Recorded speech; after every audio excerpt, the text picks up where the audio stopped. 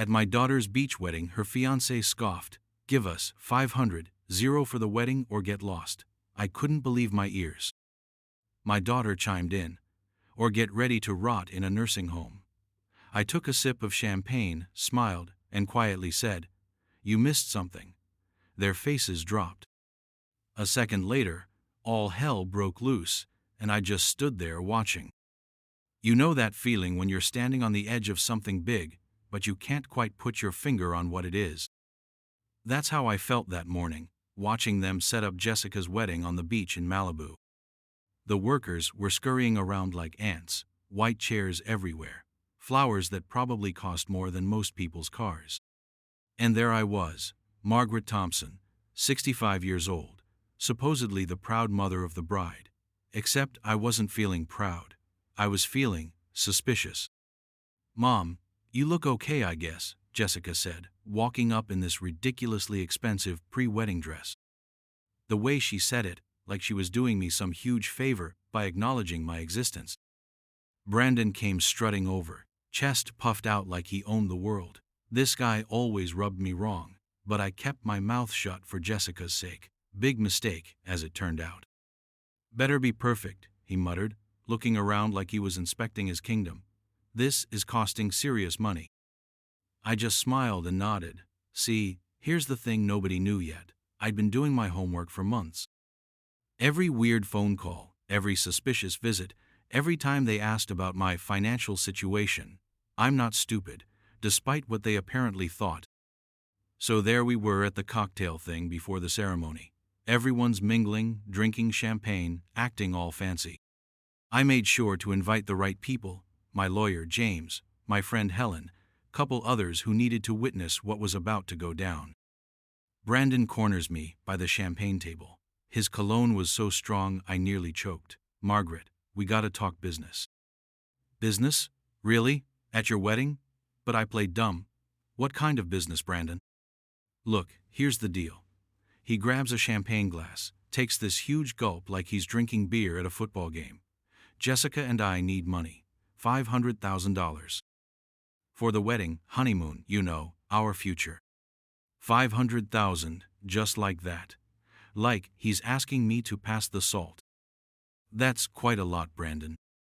His whole demeanor changed. The fake politeness just melted away. "Listen, old lady, you're sitting on millions while we're struggling.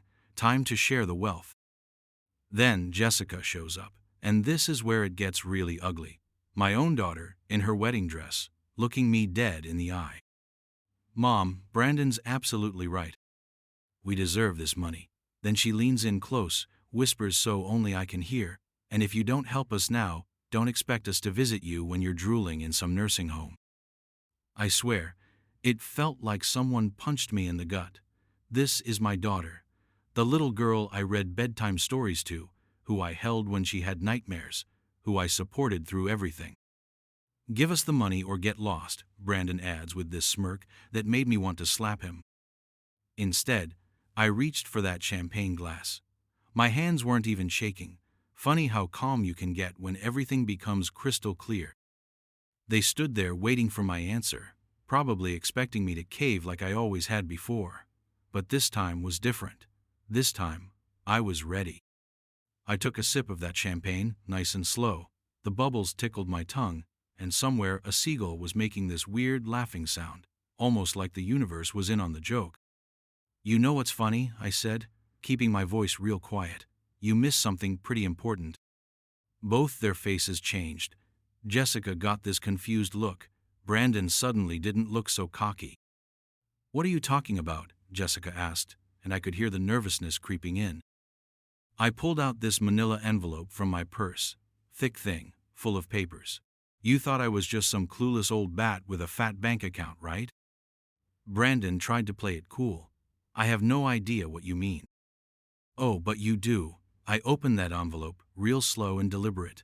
"See, I know about the private investigator you hired to dig into my finances." "Yeah, that surprised you, didn't it? I know about those meetings with that scummy lawyer downtown. What was his name? Rickson? The one who specializes in getting elderly people declared incompetent?" Jessica's face went white as her wedding dress.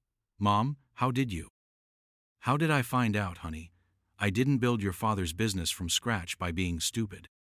I know when someone's trying to con me. I was getting warmed up now, and people were starting to stare. Good. Let them stare. But here's what you really screwed up on, I continued, pulling out this little recording device. You forgot that technology works both ways. I've got 3 months of our conversations recorded. Every phone call, every family dinner, every time you came over fishing for information about my will. The champagne glass literally fell out of Jessica's hand, smashed right there on the sand. Want to hear some highlights? How about Brandon discussing ways to speed up the old bat's decline? Or maybe Jessica laughing about slipping sleeping pills in my tea to make me seem confused at the bank. Brandon looked like he was going to be sick. You can't prove any of this. Can't I? I looked around at all those wedding guests, every single one of them staring at us now. James, would you mind sharing the good news? My lawyer stepped forward with this huge grin on his face. Ladies and gentlemen, I'm afraid this wedding is canceled. The bride and groom are currently under investigation for elder abuse, fraud, and conspiracy to commit financial crimes. The crowd went nuts, people pulling out phones, everybody talking at once. It was like watching a dam burst. This is insane, Jessica screamed, grabbing my arm hard enough to hurt. We're family. I looked down at her hand, then slowly peeled it off my arm. Family doesn't plot to drug their mother. Family doesn't scheme to steal inheritances. And family sure as hell doesn't laugh about dumping their parents in places like Sunset Manor. Yeah, I found out about that too.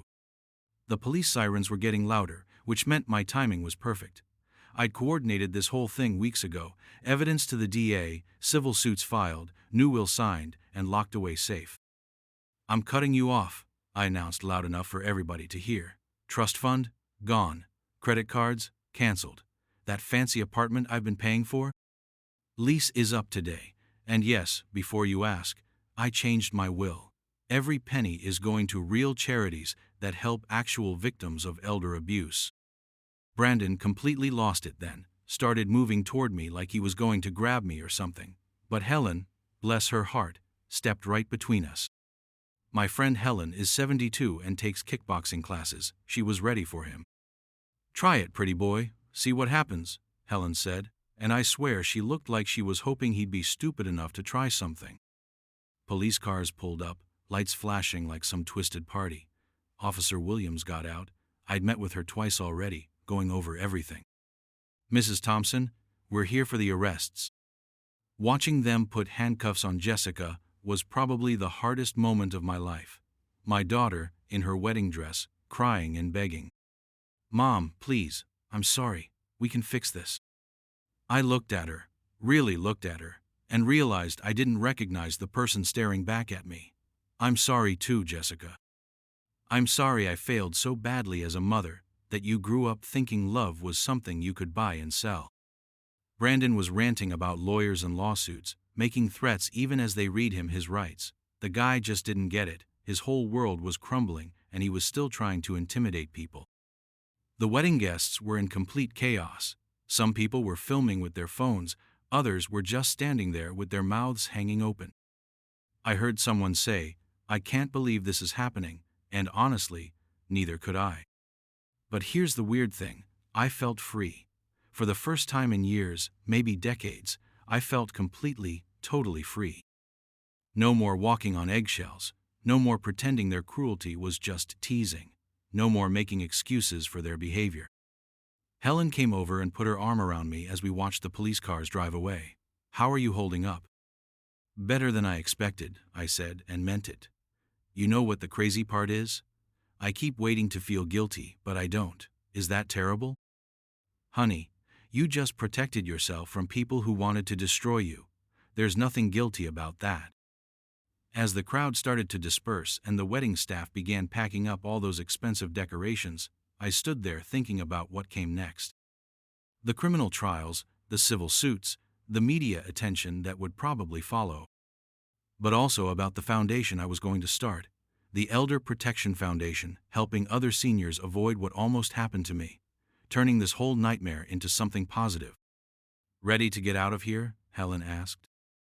I took one last look at the beach, at the waves washing away the footprints in the sand. Yeah, let's go start my new life.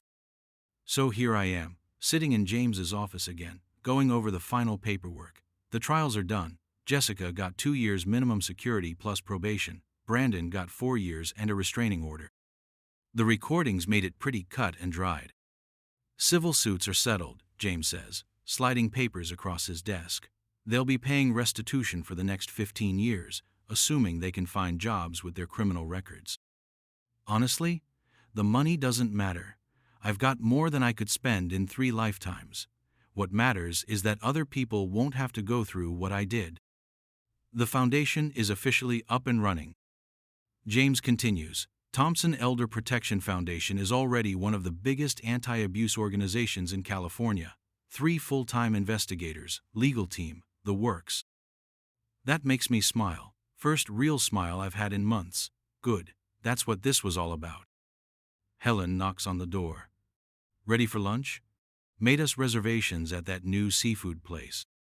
Walking to Helen's car, I feel lighter somehow. Like I've been carrying this huge weight and finally put it down. Yeah, losing Jessica hurts, probably always will.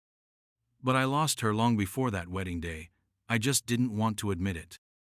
Any regrets? Helen asks as we're driving through Malibu. About standing up for myself? Hell no. About losing my daughter? I watch the ocean sparkling in the sunshine.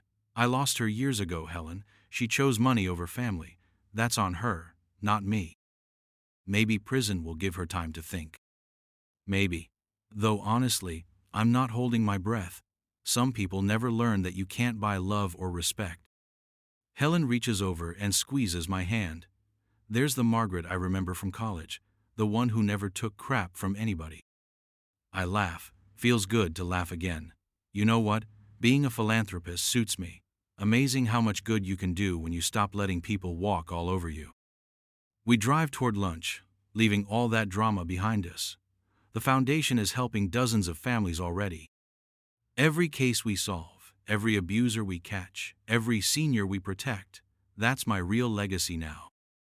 Sometimes people ask if I miss Jessica. I always tell them the truth. I miss the daughter I thought I had, but I don't miss being treated like a human ATM. The beach where her wedding was supposed to happen, that's my favorite walking spot now. I go there sometimes, watch the waves erase yesterday's footprints, and feel grateful for the storm that cleared the air and showed me who my real family is. Justice isn't always about punishment. Sometimes it's just about refusing to be anybody's victim ever again.